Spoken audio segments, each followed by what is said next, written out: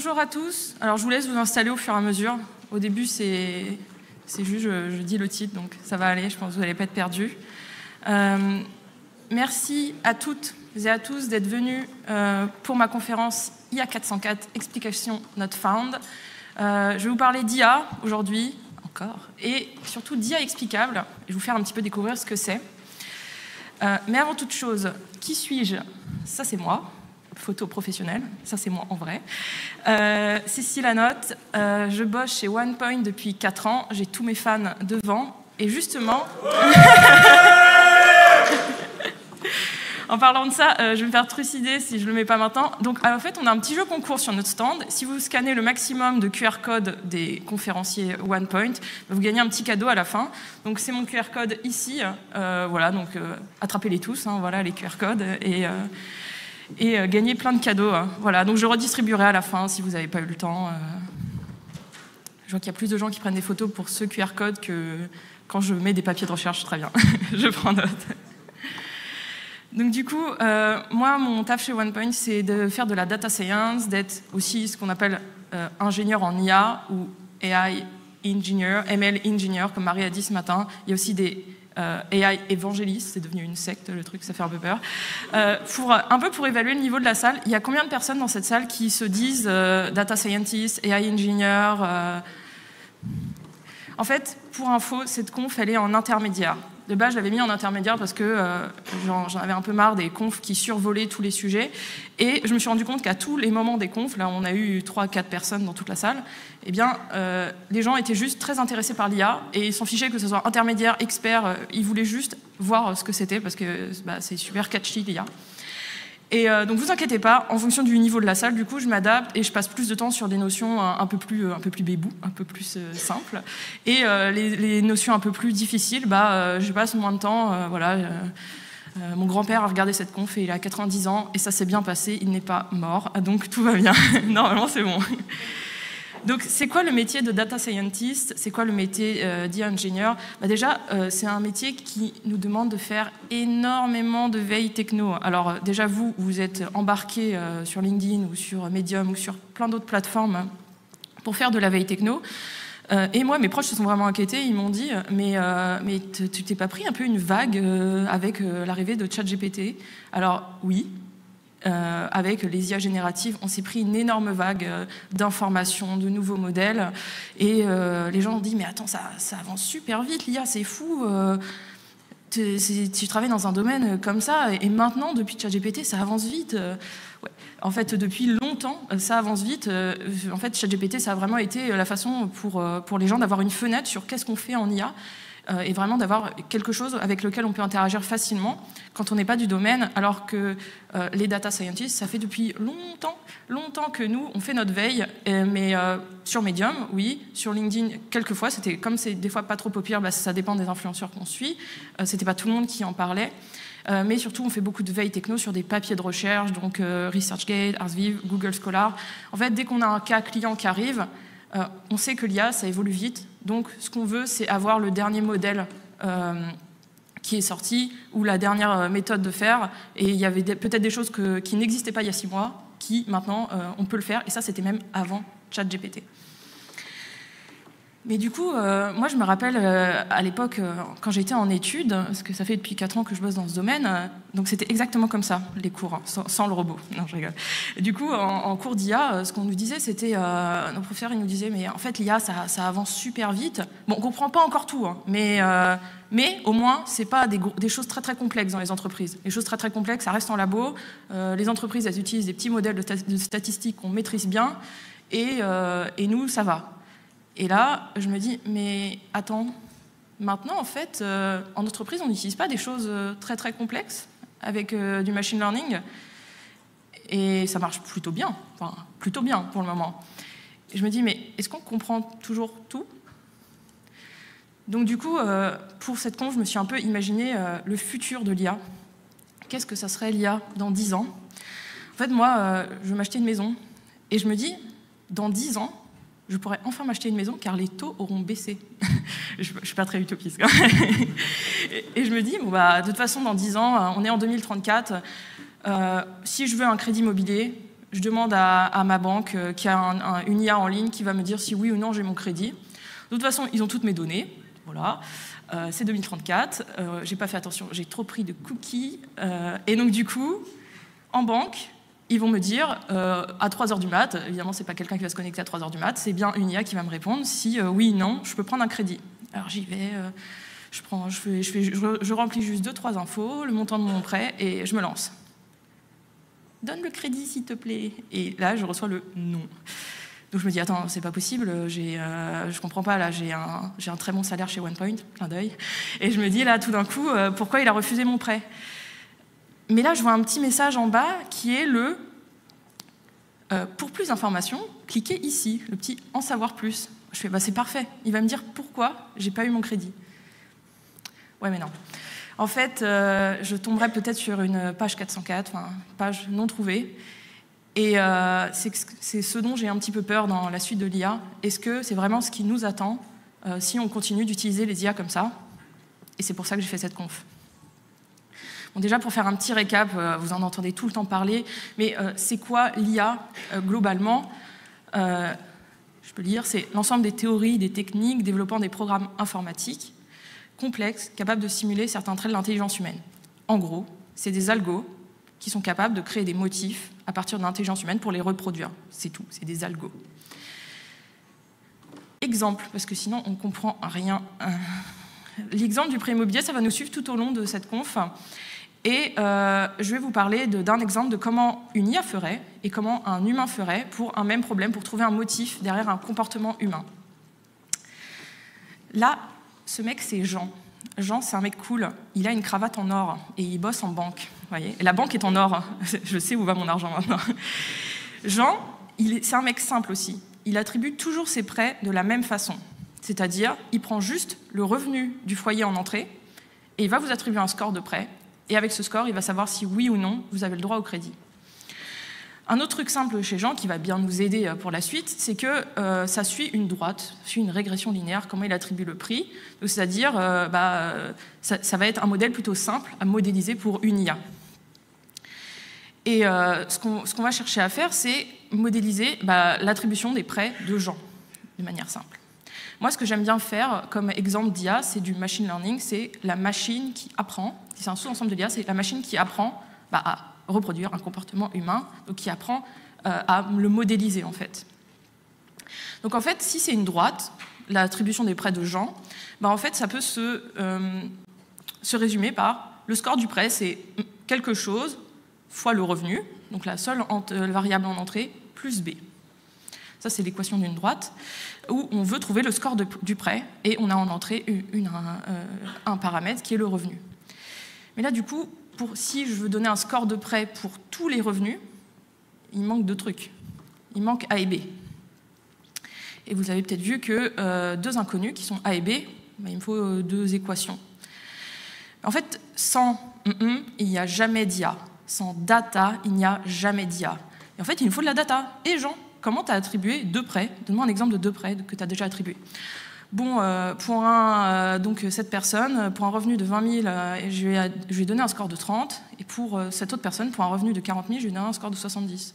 Là, si je vous donne ces deux infos, je vous dis que le revenu, c'est en abscisse, le score en ordonnée, et je vous dis, dites-moi c'est quoi la droite, la modélisation derrière les prêts de Jean, vous prenez un crayon, hop, vous tracez les deux points, et là, du coup, vous intuitez l'équation de la droite. Et là, c'est comment un humain, il a intuité, enfin, il a du coup, où on peut résoudre l'équation, les paramètres de la droite. Et là, je trouve A égale 2, B égale moins 10. Et pour tout revenu en entrée, j'aurai un score de prêt. Et là, par exemple, si j'ai un score de prêt de 30, ça veut dire quoi 30 ? On pourrait dire, en dessous de 40, j'attribue pas le prêt. Au-dessus de 40, j'attribue le prêt. Ça serait la décision finale, dépendant de l'humeur de Jean, s'il a bien mangé à la cantine. Donc du coup, ça c'est comment un humain ferait. On trace, on résout une équation, hop, on n'aurait besoin que de deux données, c'est bon, juste pour modéliser un problème simple. Comment une IA ferait? On part du même problème, on n'est pas très méchant, on ne va pas être plus difficile pour l'IA. Ça, en intelligence artificielle, ça se modélise comme ça. Ça c'est un neurone, on en a beaucoup nous, et ça, c'en est un seul. Comment ça marche? Donc l'IA, en entrée, elle va prendre un revenu de poids A et une constante, donc 1, de poids B. ça nous arrange bien, parce que quand on fait la somme pondérée de ces entrées, c'est A fois revenu plus B. On commence à bien sentir le truc. Et du coup, ça, c'est le score du prêt. Donc, c'est comment on modélise une équation en 1 euro, donc c'est-à-dire une IA. Et là, ce qu'on se demande, c'est, elle aussi, pour pouvoir donner un score du prêt, pour tout revenu, il faut savoir c'est quoi les poids, donc A et B, les mêmes inconnus que nous. Pareil, il faut lui donner de la donnée, en fait. Donc on va lui dire les mêmes données. Et là, ce qu'elle va faire, l'IA, c'est qu'elle ne va pas prendre un petit crayon avec ses petits bras de neurones et essayer de tracer quelque chose. Ce qu'elle va faire, c'est qu'elle va un peu jouer au jeu du juste prix. Donc elle va estimer A et B, et son but, ça va être de minimiser l'erreur entre ce qu'elle a prédit comme score de prêt et ce qu'elle avait en entraînement. Donc elle va dire A égale 1, B égale 0, score de prêt de 20. Non, c'est pas bon, tu recommences. 20 par rapport à 30, l'écart est trop grand. A égale 2, B égale 0, tu recommences, c'est trop grand. Et juste attends de réduire cet écart. Et à la fin, elle va affiner par rapport à ses données d'entraînement. Et elle trouvera ça. Alors pourquoi j'ai mis ça? C'est pour toujours vous rappeler que si l'IA est parfaite sur vos données, c'est qu'il y a un problème. C'est ce qu'on appelle l'overfitting. C'est qu'en gros, et c'est trop collé à vos données d'entraînement, du coup, dans la vie réelle, elle tombe, elle n'y arrive pas parce qu'en fait, elle a trop appris sur des données très théoriques et elle ne peut pas réussir sur des données qui sont évidemment pas comme la théorie des fois. Donc il va trouver un résultat à peu près pareil. Et c'est comme ça, c'est la différence entre comment une IA modélise l'intelligence de gens et comment nous, un humain, on a réussi à modéliser ça. Donc du coup, dans tout ça, c'est quoi l'IA explicable? Qu'est-ce que ça a à voir avec Jean? L'IA explicable, c'est un domaine c'est des processus, des méthodes qui permettent aux utilisateurs humains de comprendre et de faire confiance aux résultats créés par les algorithmes de machine learning. En fait, c'est des algos, des méthodes qui permettent de se dire pourquoi l'IA a pris cette décision, pourquoi elle n'a pas pris une autre décision. Et ça, le terme en anglais, c'est XAI, pour Explainable AI. D'ailleurs, je maudis dans cette salle Elon Musk qui a appelé la branche d'IA de ex-Twitter, XAI, pour évidemment surfer sur la vague de l'IA explicable qui montait en flèche depuis toutes les régulations qui sont arrivées. C'est pas un hasard, c'est comme Apple qui appelle son intelligence artificielle Apple Intelligence pour faire AI. C'est exactement pareil, c'est surfer sur des buzzwords. Mais rappelez-vous que derrière, c'est vraiment un terme scientifique qu'on utilise. L'IA explicable, c'est quoi du coup dans notre exemple ici? Bon, il y a deux notions. Quand on traduit en français, moi je trouve que c'est un peu plus clair en français parce qu'on traduit par deux notions explainable. C'est l'interprétabilité. Qu'est-ce que le modèle a fait? Ça, c'est un peu plus pour des personnes tech, c'est-à-dire c'est quoi les poids A, les poids B, comment est-ce qu'on fait une somme pondérée dans le réseau, qu'est-ce qui se passe en fait? Quelle est toute l'interaction à l'intérieur? Et l'explicabilité, ça va plus être pourquoi il a pris cette décision. Dans mon exemple, l'interprétabilité, c'est ça, c'est ce qu'il y a à l'intérieur du réseau. Voilà, comme je l'ai dit, la somme pondérée, comment il a calculé le score. Et l'explicabilité, ça va plus être cette partie, j'ai un score de prêt supérieur à 40, ok, je t'accorde le prêt, inférieur à 40, je t'accorde pas le prêt. Cette partie entre score du prêt, décision, qui va être formulée pour qu'on comprenne humainement. Explicabilité, c'est pour les personnes pas forcément tech, en fait. Et le but de l'IA explicable, c'est d'enlever cet effet boîte noire qu'on déteste, que vous détestez quand vous utilisez, vous, l'IA, vous vous dites « mais on ne comprend rien, qu'est-ce qui se passe? Pourquoi ça ne nous donne pas des bons résultats ?» Et en fait, oui, son but, c'est d'enlever l'effet boîte noire, d'avoir une white box, qu'on appelle, ou une glass box. Donc du coup, l'IA explicable, ça peut être aussi utilisé, c'est très visuel, comme on explique à des... Vous me dessinez un chat en 5 secondes, vous allez faire les petites oreilles pointues, les moustaches, et voilà. Peut-être, je ne sais pas si vous pouvez voir, mais il a un peu esquissé un contour avec les pixels. Et peut-être si j'aurais enlevé, imaginez, j'aurais enlevé tout le museau, il aurait peut-être même pas trouvé que c'était un chat, par exemple. Donc ça nous montre en fait pourquoi il a pris cette décision, quels ont été les pixels importants. Et ça nous montre aussi pourquoi il a mal pris la décision. Là, il a classifié l'image en cheval, parce qu'il a triché, il a lu un copyright en bas de l'image, qui était un photographe équestre. Donc en fait, le mec, il aurait pu photographier une barrière, il aurait dit cheval. Donc en fait, ce qui nous montre que l'IA explicable, c'est pas mal, on comprend qu'est-ce qui s'est passé, et pourquoi l'IA a fait n'importe quoi. Donc c'est plutôt pas mal pour des bugs, j'en reparlerai après. Bon, c'est quoi les enjeux de l'IA explicable? C'est sympa de savoir que c'est pas un cheval, c'est dommage, mais il y a des vrais enjeux derrière. Bon, d'abord, des enjeux éthiques. Oui, je sais, c'est pas marrant, mais c'est bien quand même, l'éthique. Après tout, qu'est-ce qui pourrait mal se passer? Déjà, dans des algos où il n'y a pas d'IA, on ne sait pas ce qui se passe derrière. 3 fois rien, je vous laisse lire. Du coup, les enjeux éthiques, c'est quoi derrière? Si on sait ce qu'on fait avec notre IA, on permet de respecter une transparence des algorithmes. Il faut savoir qu'elle est nécessaire avec l'AI Act. C'est j'allais dire une directive européenne, une loi, qui va obliger toutes les personnes utilisant de l'IA et surtout des données personnelles en Europe à mettre en place certains critères. Et donc, il faut savoir que s'il y a des données personnelles, elle est obligatoire. J'en parlerai tout à la fin. Donc, une transparence de ces algos, OK. On s'assure d'une égalité de traitement de tout le monde, de toutes les personnes qui utilisent notre IA. Est-ce que j'ai eu mon crédit? J'ai pas eu mon crédit parce que j'étais une femme, ça se trouve. Enfin, j'ai pas envie que ça soit à cause de ça. Donc, si on peut maîtriser pourquoi j'ai pas eu mon crédit, par exemple, on sait quelles ont été les variables d'importance. On s'assure au moins d'une égalité de traitement. Et aussi, ça fait respecter 2 principes de la CNIL, qui sont le principe de vigilance et de loyauté, c'est-à-dire vigilance. Vous le savez maintenant sur ChatGPT, vous avez par exemple la phrase « cet algorithme peut halluciner ». Ça, c'est le principe de vigilance, c'est-à-dire vous êtes au courant qu'il peut halluciner, il peut faire n'importe quoi. Et le principe de loyauté, c'est l'intérêt de l'utilisateur doit primer. C'est pas quand vous posez une question à un algorithme, si c'est pour faire augmenter le prix de votre assurance après, c'est pas la peine. Ça veut dire qu'il a mal été utilisé. Il y a eu une IA d'IBM, c'est l'IA Watson, qui a été mise en place dans des hôpitaux. Et cette IA, elle avait pour but de détecter des cancers chez des patients. Et dès qu'elle a été mise dans l'hôpital, elle a totalement été rejetée par des docteurs. Ils ne voulaient même pas l'utiliser au bout de 2 semaines. C'est un truc super cher, nec plus ultra. Pourquoi? Eh bien, en fait, quand vous n'avez pas d'explicabilité, quand on ne sait pas ce qui se passe, les personnes n'ont pas confiance à utiliser votre algo. Donc, vous pouvez avoir le meilleur produit que vous voulez. S'il n'y a pas de confiance derrière, ça ne sert à rien. C'est un petit peu comme si qu'un interne en médecine venait vous voir, disait il a un cancer. Et le médecin disait ah bon, pourquoi? Où? T'inquiète. Voilà, c'est exactement cet équivalent. Donc du coup, évidemment, vous n'avez pas confiance, vous dites non mais bon, toi je te crois pas, laisse tomber, et vous l'utilisez pas. Et c'est ce qui est arrivé. Bon, pouvoir l'expliquer, c'est quand même avoir un avantage sur ses concurrents. Il faut savoir que cette IA, elle n'était pas bonne à acheter. 3 ans après, au Japon, elle a été utilisée dans des hôpitaux et elle a même gagné un concours où elle pouvait détecter une leucémie, cancer du sang, en 10 minutes à la place de 2 semaines. Même par rapport à vos concurrents, je pense à Mistral AI, qui, eux, connaissent vraiment des petites briques de leur logiciel et ils peuvent expliquer certaines parties et, du coup, réduire leurs coûts d'infrastructure.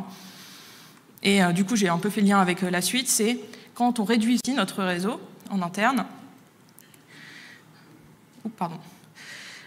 et ça permet aussi de maîtriser les données utilisées sans raison, sans diversité.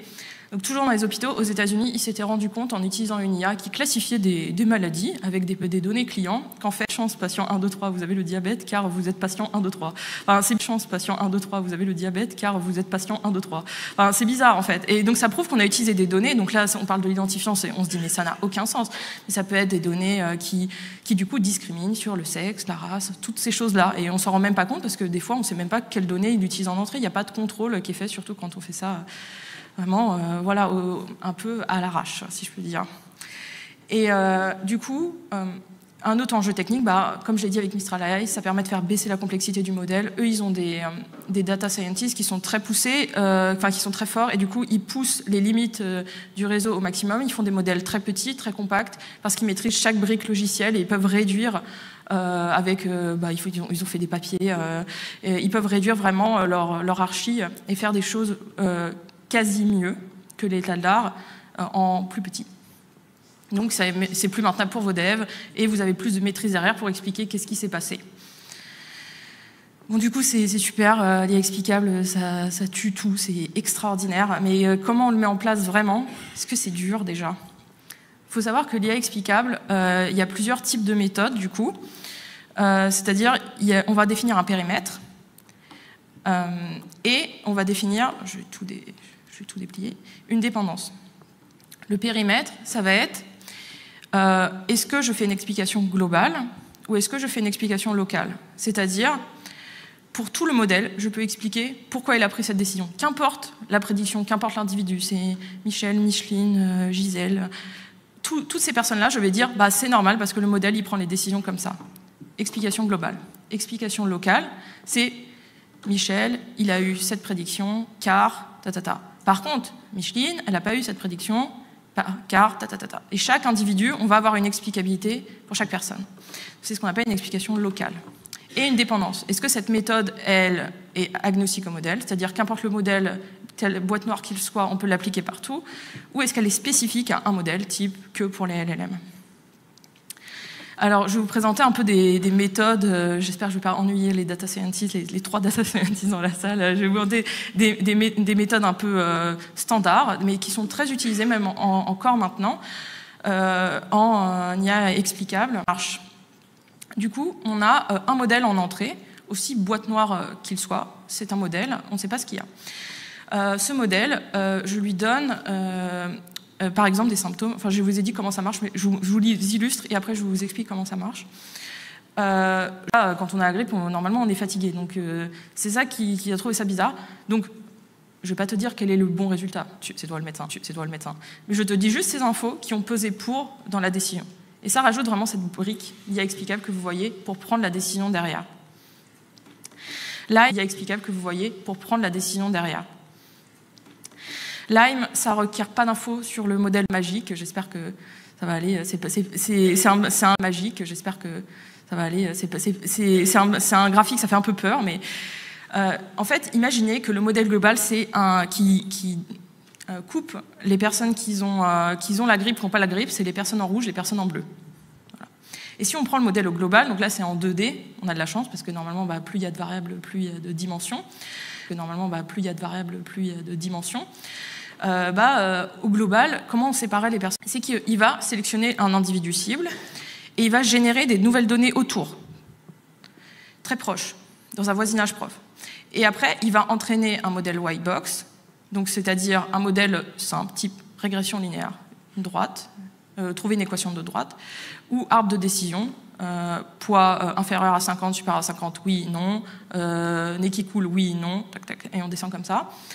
Et il va appeler le modèle boîte noire et lui dire lui qui a un âge de temps, il n'a pas le nez qui coule, tu lui dis quoi? Il a la grippe, il n'a pas la grippe, hop, ok, lui qui a ça. Et il va l'appeler, et il va essayer de séparer logiquement, avec un modèle simple, comment il a fait cette prédiction. Et ça marche bien. Et c'est comme ça qu'il voit, ah mais c'est comme ça qu'il est passé de l'autre côté. En fait, c'est vraiment cette variable qui a eu de l'importance pour toi ici. Cette variable qui a eu de l'importance pour toi ici. Une autre méthode locale, petit exemple, là, il y a beaucoup de chats dans cette con. On veut déterminer pourquoi il a dit que c'était un chat égyptien. Donc chat égyptien, donc chat, vous voyez pourquoi c'est un chat. Égyptien, c'est le pelage et la queue. Donc du coup, les pixels qui ont permis de balancer vers le chat égyptien, donc la classe cible, c'est le museau, les oreilles, les taches, la queue. Et peut-être même les pixels qui ont contribué négativement au chat égyptien, c'est l'arbre. Vous allez me dire, mais ça n'a aucun sens ce que tu dis. En fait, moi, en tant que data scientist, ce que je peux me dire, c'est souvent, on voit des photos de chiens dehors et de chats en intérieur. Et donc, en fait, pour lui, l'extérieur, il s'est peut-être dit, j'ai pas l'habitude de voir des chats égyptiens en extérieur. C'est peut-être une race même voilà, très chère. Donc, il s'est dit, je sais pas, j'ai peur. Donc, pour moi, j'ai souvent l'habitude de voir des chiens et des chats. Imaginez s'il a été que entraîné sur chiens et chats. Donc, ça, on voit un peu visuellement comment il a décidé de passer d'un côté à l'autre. Chapelet, il y a une stabilité des calculs, contrairement à Lime, pour des individus qui sont proches. Ça marche sur tous les types de données. Mais par contre, ça a des temps de calcul importants, c'est un peu des grosses formules mathématiques derrière. Comment on met en place CHAP? Enfin, comment ça marche? Faut savoir que tous les algos que je cite, vous tapez juste algo Python et vous allez le trouver sur Internet. Il a des librairies déjà faites. Comment ça marche? Là, on voit pixel par pixel. C'est peut-être un petit peu dur de s'imaginer pixel par pixel. Du coup, ici, j'ai pris un exemple de super pixel. Donc, en gros, c'est un ensemble de plein de pixels. Et on a décidé ça, enfin, on divise ça en 3 zones, imaginez en 3 zones. Donc, on va prendre tous les pixels du fond, tous les pixels de la couverture et tous les pixels du chien. Donc, c'est un chien dans une couverture. C'est pas E.T., hein, c'est vraiment un chien. Et du coup, le but, c'est de trouver la classe chien. Comment il va faire? Il va enlever, retirer au fur et à mesure des classes et il va essayer de savoir à quel moment il trouve plus la classe gagnante. Donc pour chaque, il va calculer des valeurs de chapelet pour chaque combinaison. Donc j'enlève le fond, je garde la couverture et le chien, il me dit toujours chien. Ok, donc ça veut dire que l'info, elle était peut-être pas dans le fond. J'enlève la couverture, le fond, il me dit toujours chien. Ok, donc il y a peut-être un truc dans la zone 3. J'enlève le chien et le fond, oula, il dit plus chien. Ça veut dire qu'il y a un problème. Donc là, vous imaginez ça avec des superficies, vous dire bah, c'est normal, si elle enlève le chien, il ne peut plus dire chien. Mais imaginez ça pixel par pixel maintenant. Et c'est là où il va dire oh, je suis plus trop sûr de moi maintenant. Et ben ça veut dire que ces pixels contribuent à ce qu'ils prédisent la classe cible, donc ici chien. Et son but, bah, c'est toujours de voir à quel moment on a la prédiction gagnante ou pas. Quand je disais que c'est des coûts de calcul énormes, c'est des formules mathématiques. Et vous imaginez, là, pour des superpixels, ça va. Si je calcule pixel par pixel pour chaque individu, bah, c'est quand même coûteux. Hein. Bon, le saint graal, quand même, de l'IA explicable, c'est qu'on est, pour tous les individus, que je n'ai pas à calculer individu par individu quelque chose, et que ça soit en plus indépendant modèle. Pour tous les modèles, voilà, j'ai une méthode. Alors, j'en ai trouvé une. J'ai beaucoup cherché. C'est une assez vieille méthode. Je mets encore des guillemets vieille pour l'IA. Voilà. Donc c'est PDP, c'est Partial Dependence Plot. C'est une méthode qui est globale, qui est agnostique au modèle. Qu'importe le modèle boîte noire, on peut l'utiliser. Donc là, j'ai mis un exemple. C'est la location de vélo. Voilà, tout simplement. En fonction du temps, littéralement, de la température et de l'humidité. Plus il fait beau, plus les gens louent de vélo, plus il fait humide, moins les gens louent de vélo. Jusque-là, tout va bien. Si je veux un peu modéliser ça, en fait, on peut calculer les dépendances partielles, c'est-à-dire, en fait, on utilise PDP pour mettre le temps en fonction de l'humidité. Enfin, c'est pas vraiment le temps en fonction de l'humidité, il y a des dépendances partielles qui sont calculées derrière, mais du coup, vous obtenez une modélisation de comment votre modèle prédit la location de vélo en fonction de la température et de l'humidité, et que comment ça évolue, ça coévolue ces deux infos. Ça fait un peu comme les cartes de montagne quand vous faites de la randonnée, pour ceux qui en font. Et c'est super intéressant visuellement, c'est de l'explicabilité. Ça vous explique comment ce modèle a pris cette décision et qui a modélisé ce problème. Ces méthodes globales, agnostiques au modèle source, elles s'adaptent à une volumétrie de données élevée, mais ça fonctionne principalement avec des données numériques et peu de caractéristiques. En 2D, c'est visuel. En 3D, c'est très visuel. En 4D, c'est trop visuel. On ne comprend plus rien, c'est impossible. Et donc, bah, en n dimensions, bah, évidemment, c'est plus compliqué.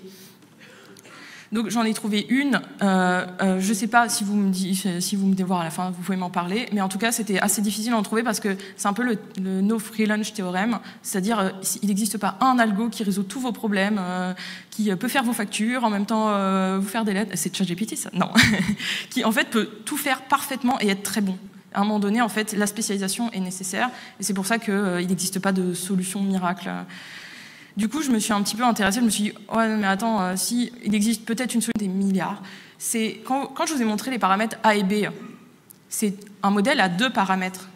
Mistral 7B, 7 billion, 7 milliards de paramètres. A, B, C, voilà, à trouver avec les données. Et là, c'est un petit Mistral par rapport à tous les LLM qu'on a. Donc, c'est des gros modèles. Et ils ne font pas juste des sommes dedans. Il y a des tangentes, il y a des trucs qu'on oublie, c'est horrible. Ne travaillez pas dans ce domaine. Non, mais en fait, vraiment, le deep learning, quand on commence à s'y intéresser, on se dit « Ah oui, en fait, c'est compliqué, ça demande beaucoup de ressources de calcul, et ce n'est pas juste quelques paramètres. » Donc là, pour info, 2 archis ultra connues, qui est une qui s'appelle les réseaux neuronaux convolutifs, très dur à dire en français. Donc c'est souvent utilisé pour des images. Donc voilà, des images, c'est des vecteurs de chiffres. Et donc du coup, on fait plein de transformations, on applique des filtres pour savoir, pour un peu décider quels ont été, par exemple, les pixels qu'on contribue à chat. Et à côté, c'est un transformer génératif. C'est pas un robot qui se transforme en voiture. C'est vraiment ce qu'il y a derrière. Déjà, un truc tout bateau, c'est la feature visualisation. Tout simplement, c'est voir couche par couche, qu'est-ce qui s'est passé, pourquoi il a prédit certaines caractéristiques. En fait, ça, c'est couche par couche. On a passé l'image d'un chien. Vous voyez tout à la fin un chien bizarre. On lui a passé une image d'un chien et on a vu couche par couche dans un modèle.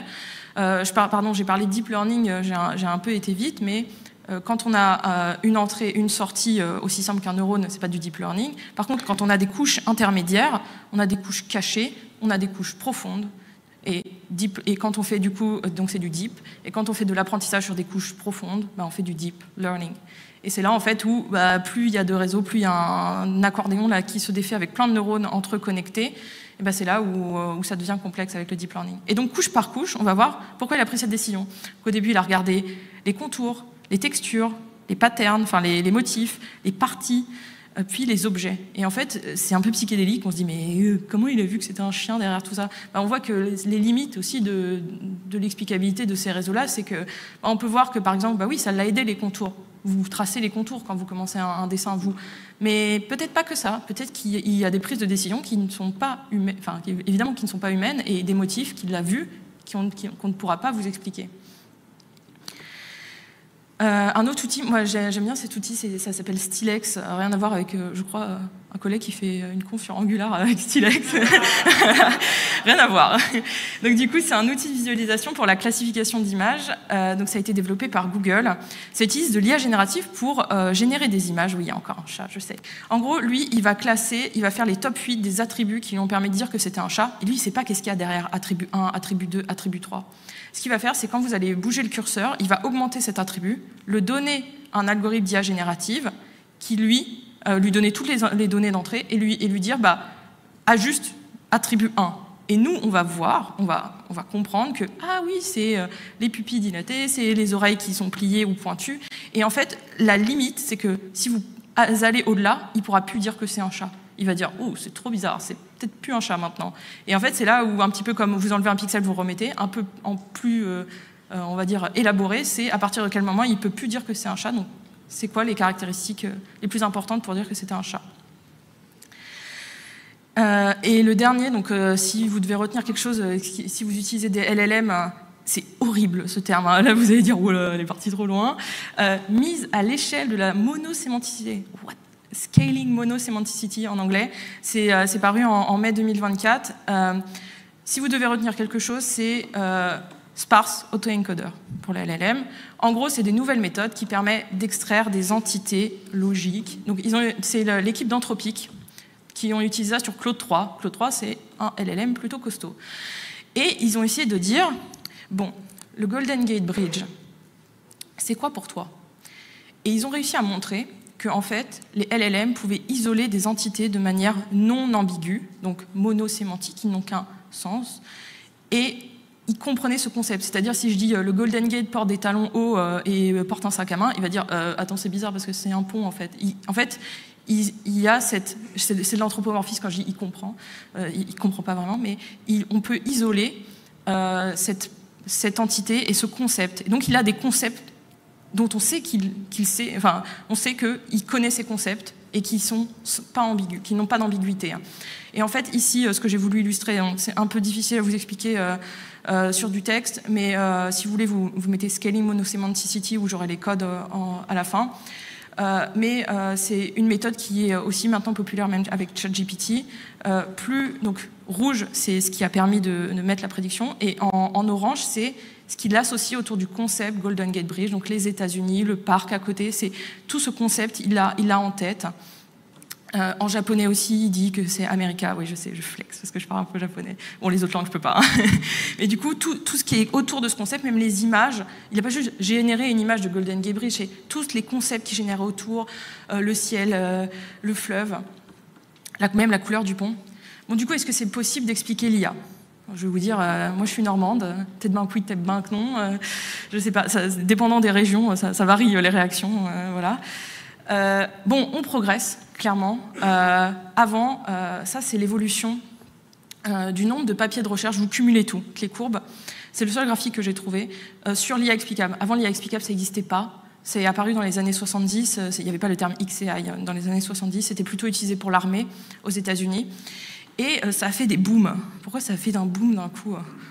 Deux, trois petits trucs qui ont un petit peu chamboulé les personnes, type la RGPD, du coup directive européenne, pareil pour la régulation des données personnelles. Et en fait, les personnes ont dit, mais attends, on utilise des données personnelles, même dans des algos d'IA pas très complexes. Donc ça a un petit peu mis la pression aux personnes qui bossaient dans ces algos. Et aussi, l'AI Act, que dire, ça a vraiment fait très très peur aux gens. Et il y a eu plein de papiers qui ont nécessité de se booster là-dessus. Moi, mon goal, c'est que mon but, ce qui est déjà possible, c'est que peut-être que pour ma prédiction de crédit, on me dise ça. Bon, ma demande, pour ceux qui peuvent peut-être pas lire, ma demande a toujours été refusée. Bon, c'est peut-être pas mon but premier en tant que data scientist. Mon but, c'est vraiment de me dire pourquoi mon crédit a été refusé. Qu'est-ce qui s'oppose à l'obtention de mon crédit? Qu'est-ce qui favorise? Vous voyez, ça fait un peu comme qu'est-ce qui s'oppose au diagnostic de la grippe? Qu'est-ce qui est contre ce diagnostic? On dit, c'est parce que vous faites trop de dépenses comme ça, etc. Et on dit, comment changer cette prédiction? Mais ça, j'ai pas fait un retour j'ai pas été dans le futur, puis je suis revenu dans le passé, j'ai pas fait ça. Ce que j'ai fait, ça, c'est une capture d'écran de ce qui est sorti de l'ACPR. C'est un hackathon qui a été fait par une banque, où ils ont utilisé des méthodes de Lime, de SHAP, pour sortir cette interface et pour expliquer comment leur modèle attribuait des prêts, s'ils avaient des modèles qui attribuaient des prêts comme ça, pour déjà faire un pré-tri. Donc ça existe. Et en plus, c'est bon pour les AI Act. Donc, let's go, on met ça en place. Ouais, mais non. Est-ce que dans la réalité, c'est mis en place du coup? J'ai dit, décris-moi cette image. Ce chat est très bizarre. Il s'appelle Herman, c'est un chat même. Et donc du coup, je lui ai dit, décris-moi cette image. Je lui ai pas dit qu'est-ce que c'était derrière. Il me dit, c'est un chaton gris aux yeux bleus. Non, c'est faux, il a les yeux verts. Mais bon, passons, voilà, j'ai plus d'espoir en toi. Et il me dit, je ne peux pas lire le texte présent dans l'image. Je l'ai arnaqué, il a voulu trouver un copyright. Mais je savais, j'ai croppé l'image exprès. En fait, ce qu'il a sûrement fait, c'est qu'il a fait un reverse search. Il n'a pas du tout analysé l'image ou quoi que ce soit. Parce qu'il m'a mis en lien des articles chinois où ils ont retrouvé le chat. J'en ai fait exprès que c'était un chat même. Et en plus, quand je lui dis, comment tu sais que c'est un chat? Il me dit, je m'excuse, en fait, je ne peux pas voir l'image que vous avez envoyé, mais je suis basée sur la description fournie dans votre message. Ah bon? 2 messages. Terminé. Et en fait, là, j'ai montré que déjà, il n'y avait pas d'explicabilité et puis que littéralement, il se fichait de moi, clairement, dans nos outils qu'on utilise tous les jours. L'interprétabilité derrière. Avant, nous, il y a beaucoup de partage de connaissances, de papier, d'architecture aussi. C'est très dans la recherche, il y a des gens qui travaillent là-dessus. C'est trop cool. On avait des modèles qui étaient disponibles. On ne comprenait pas tout, déjà. Côté interprétabilité, donc scan un modèle. Puis il y a eu ça qui est arrivé. Et ça, donc là, je vous ai mis, c'est paru il y a 2 mois, c'est à quel point le ChatGPT, il est available, il est disponible, c'est-à-dire que son code est ouvert, etc. Vous voyez toutes les croix rouges, ça veut dire que c'est non. Donc ça, c'est un peu, voilà, on ne sait pas trop. Du coup, ça nous a un peu mis dans le flou, et même en tant que data scientist, on s'est dit mais qu'est-ce qui se passe derrière tout ça? Et puis il y a eu d'autres personnes qui sont arrivées avec leur réseau, et eux, des fois, ils publient des papiers. Bon, c'est leur business, donc en même temps, ils en publient pas trop. Mais surtout, ils nous montrent qu'en fait, l'interprétabilité, c'est-à-dire comprendre qu'est-ce qui se passe, elle est quasi impossible. Enfin, elle est très difficile, elle est même quasi impossible, c'est trop complexe. Mais elle est améliorée en interne, et eux, chez Anthropic, Mistral AI, ils connaissent ce qu'il y a à l'intérieur, parce que comme ça, ils peuvent améliorer, ils peuvent faire des plus petits modèles, donc c'est sûr. Mais il existe toujours des modèles open source, que d'ailleurs vous utilisez peut-être, qui sont disponibles, moins puissants que l'état de l'art, et c'est pas grave, voilà. Mais du coup, on a vraiment cette boîte noire, même nous, en travaillant dans ce domaine, sur comment ça marche à l'intérieur, c'est très difficile. Je vous ai mis un petit lien du tableau que je vous ai présenté ici. Là, j'ai du coup trié dans l'autre sens en montrant les modèles où il y avait le plus de code ouvert, d'infos là-dessus, sur les meilleurs codes qui sont le plus ouverts, on va dire, où vous avez le plus d'infos possible. Bon, mon avis personnel sur la question, ou prédiction humaine, de la version IA, c'est que l'IA, sa complexité, elle va augmenter dans le temps. J'ai un peu zoomé sur l'exponentielle, mais pour moi c'est une exponentielle. Et que l'IA explicable, ça va un peu créer des petits escaliers pour couvrir ce gap entre le manque d'explicabilité et le domaine qu'on comprend vraiment. Et nous, on est là. On est au début des régulations et il y a quand même le gap qui s'est créé et il sera de plus en plus grand. Ça, c'est mon avis sur l'IA explicable. Si je peux récap, du coup, ma conf, je vais vous dire quelques bonnes pratiques en IA, malgré les algos derrière, pour un peu sortir et avoir une idée de comment mettre en place ça. Si vous utilisez des algos d'IA complexes, dès que, en fait, on parle de deep learning, donc dès que vous avez des images, beaucoup de textes, des LLM, c'est des algos d'IA complexes, mais que vous prenez des décisions non critiques. Vos clients, par exemple, ils veulent vous demander oui, est-ce que c'est un chat ou un chien? Ou des trucs, bon, c'est pas très, très important, je vais vous dire après qu'est-ce que sont des données très critiques. Bon, bah là, vous avez une interprétabilité qui est optionnelle, c'est-à-dire savoir qu'est-ce qu'il y a à l'intérieur du modèle, comment il fonctionne. C'est pas très important. Le but pour vous, ça va être de maximiser le maximum de briques à l'intérieur, si vous pouvez, à la Mistral AI par exemple, pour améliorer votre modèle, vous différencier de vos concurrents, avoir un modèle plus rapide, moins cher. Explicabilité, elle aussi, elle est optionnelle. Expliquer à la personne pourquoi on a eu cette décision. Vous pouvez, c'est bien d'informer des possibles hallucinations et vous tenir à jour sur les nouveautés en IA explicable. Peut-être qu'en fait, vous pourrez en utiliser sur des algos d'IA complexes et ça, ça sera parfait en fait. Là, les deux cas les plus épineux, c'est ceux d'après. Bon, déjà, épineux, mais ça va. Si vous utilisez des algos simples, c'est-à-dire des régressions, voilà, et que vous mettez en place, vous prenez une décision critique, crédit, maladie, toutes ces choses-là, vous rentrez dans l'AI Act, ce qu'on appelle des systèmes d'IA haut risque. C'est-à-dire, quand vous utilisez des données personnelles, déjà, vous êtes dans des systèmes d'IA haut risque pour l'AI Act.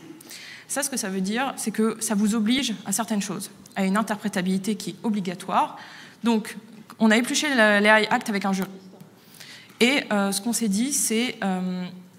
on a vu quelques articles, je les ai mis ici, qui permettent de se dire il faut de l'interprétabilité sur des modèles, à quel point, c'est là où c'est flou, on verra avec ce qui tombera en termes de sanctions.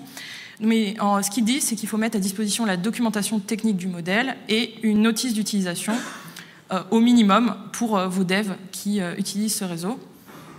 Et enfin, l'explicabilité, elle est obligatoire. Selon les AI Act, vous utilisez des données personnelles, vous devez expliquer pourquoi la décision a été prise. Donc, ajouter de l'explicabilité, informer le client sur les comportements, comment il peut changer cette prédiction, comme je vous l'ai montré, et fournissez une notice, ça existe déjà. C'est des algos simples, donc faites-le, et comme ça, vous serez en règle pour les AI Act. Et si, là, vous utilisez des algos d'IA complexes, et en fait, vous êtes toujours dans des décisions critiques, c'est-à-dire des données personnelles, eh bien, si vous ne pouvez pas vous mettre en conformité niveau interprétabilité et explicabilité, et que vous êtes en train de dire des décisions type non, vous n'aurez pas cet emploi, ou non, vous avez un cancer, par exemple, eh bien, s'il est impossible de vous mettre en conformité, stop, arrêtez. Ce que vous êtes en train de faire, c'est peut-être vous mettre en danger juridiquement sur ces questions-là. Ce que vous encourez, c'est la casse prison. Non, c'est 30 millions d'euros de votre chiffre d'affaires, ou 30 millions d'euros d'amende, ou 6% de votre chiffre d'affaires, le max entre les deux, bien sûr. Donc du coup, ça, ce que ça montre, c'est les sanctions possibles. Évidemment, vous allez me dire, oui, mais personne n'a été pris encore dedans. Ça vous montre qu'est-ce qu'on pourrait risquer si on fait ça. Et plus vous utilisez des algos complexes, plus il sera difficile d'avoir des algos permettant de les expliquer, et moins vous aurez la main dessus. Donc plus vous ne pourrez pas fournir d'explicabilité, vous me mettrez en danger au niveau de l'AI Act. Et donc ça, c'est pas bon pour votre business. Et du coup, en récap, je vais mettre tout le diapo, peut-être, je ne sais plus combien de temps j'ai. Ça, pour ceux qui veulent voir les autres confs, voilà, vous pouvez prendre des petites photos. Déjà, merci d'être aussi venu parce que vous intéressez à une conf sur l'IA explicable. Ça montre en fait que vous avez déjà fait un pas vers une IA plus responsable. Donc, merci à vous. Donc, connaître son existence et faire ce pas-là. L'IA explicable, ça viendra. Il faudra un peu de patience, mais avec le temps, ça s'améliorera. Et pour une IA d'exception, est-ce que c'est pas bien un peu de rester dans cette boîte noire? J'étais un petit peu peut-être des fois alarmiste en vous disant on comprend plus rien, voilà. Mais en fait, finalement, s'amuser un peu avec l'IA, tant que vous dites, vous n'êtes pas en train de prédire un cancer chez un patient et que vous amusez avec vos petites images de chat, finalement, c'est bien d'utiliser des IA complexes. Et même si on ne sait pas trop comment ça marche, c'est marrant. Vous aussi, vous les utilisez, c'est cool. Et pour des décisions non critiques, continuez de vous amuser, continuez d'utiliser les derniers modèles, éclatez-vous dans ce que vous faites et voilà. Merci beaucoup.